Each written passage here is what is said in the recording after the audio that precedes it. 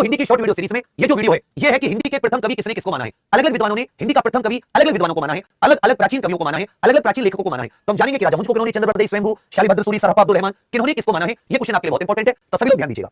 तो देखिए यहां पर एक कवि और यहां पर साथ ही साहित्यकार, जिसको प्रथम, जिसको मतलब जिस साहित्यकार ने, ये तो जाते प्रथम कवि और ये वो साहित्यकार है जिन्होंने माना है। तो ध्यान दीजिएगा, एक कवि हुए वज्रसेन सूरी 7वीं शताब्दी के आसपास, अदरचंद घाटा और हरिश्चंद्र वर्मा, ये दो साहित्यकार हुए। इन्होंने कहा कि वज्रसेन सूरी ये हिंदी के पहले कवि हैं, प्रथम कवि हैं। अगर हरि किसको माना, वज्र, अगर हरि वज्र।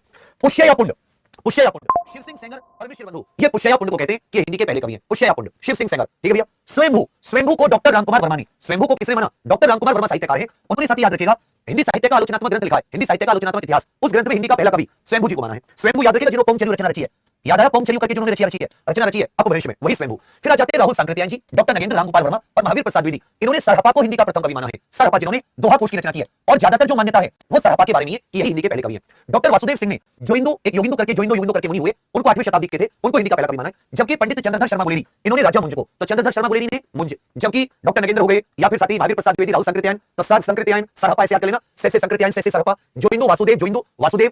इसी प्रकार रामकुमार वर्मा स्वयंभू, रामकुमार वर्मा स्वयंभू, शिव सिंह सेंगर, पुष्य या पुंड, अगर और हरिश्चंद्र वर्मा वज्रसेन सूरी। इसी प्रकार साथी आचार्य रामचंद्र शुक्ल जी ने हिंदी का पहला प्रथम कवि चंद्रवर्णी को माना है और इन्हीं की किताब पृथ्वीराज रासो को हिंदी का प्रथम महाकाव्य। हजारी प्रसाद द्विवेदी जी ने अब्दुल रहमान को माना है। डॉक्टर गणपति चंद्र गुप्त, इन्होंने हिंदी साहित्य का वैज्ञानिक इतिहास नामक किताब लिखी है। डॉक्टर दशरथ ओझा और डॉक्टर माता प्रसाद गुप्त, इन्होंने शालिभद्र सूरी को माना है। शालिभद्र सूरी जिन्होंने भरतेश्वर बाहुबली रास की रचना की है, इन्होंने भरतेश्वर बाहुबली रास की रचना की है, भरतेश्वर बाहुबली रास। इस वजह से याद रखिएगा इनको हिंदी का पहला कवि किसने माना है, गणपति चंद्र गुप्त, शालिभद्र सूरी और डॉक्टर बच्चन सिंह ने विद्यापति को और माता प्रसाद गुप्त और जयदेव सिंह ने गोरखनाथ को, सर माता प्रसाद गुप्त ने यहां भी, तो कभी कभी एक लेखक के कई विचार रहे हैं। तो गुरु गोरखनाथ जी को माता प्रसाद गुप्त और जयदेव सिंह, तो कैसे गोरखनाथ और कैसे गुप्त, जयदेव सिंह। विद्यापति बच्चन, बच्चे विद्या ग्रहण करते हैं, याद कर लेना। गणपति चंद्र गुप्त, गणपति बहुत ही भद्र मतलब बहुत अच्छे देवता हैं। शालिभद्र सूरी, हजारी प्रसाद द्विवेदी, अब्दुल रहमान, वही अब्दुल रहमान भी कहते थे, इनको अध्ययमान भी कहा जाता है, इनको भैया अध्ययमान भी कहा जाता है। इन्होंने याद रखिएगा अपभ्रंश में संदेश रासक की रचना की है। इन्होंने अपभ्रंश में किस ग्रंथ की रचना की है, इन्होंने अपभ्रंश भाषा में संदेश रासक की रचना की है। जबकि आचार्य रामचंद्र शुक्ल, तो रामचंद्र जैसे चंद्रवर्ती, तो बताओ आचार्य रामचंद्र शुक्ल जी ने किसको माना, चंद्रवर्ती। हजारी प्रसाद द्विवेदी, अब्दुल रहमान, गणपति चंद्र गुप्त, शालिभद्र सूरी, बच्चन सिंह विद्यापति, बच्चे विद्या ग्रहण करते हैं, और जयदेव सिंह गुरु गोरखनाथ। इसी प्रकार चंद्रधर शर्मा गुलेरी, राजा मुंज,